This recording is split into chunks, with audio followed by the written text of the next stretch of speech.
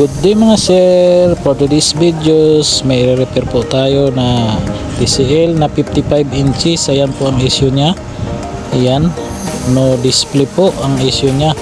Nag-home service tayo dyan mga sir sa Valenzuela. Ang issue nya is naihian ng pusa. Ayan po, ayan po yung naihian dyan, nabasa. Kaya nag-leak na yung panel nya. Yan po ang issue nya. Kaya mga sir, pag may mga pusa po kayo, bantayan po.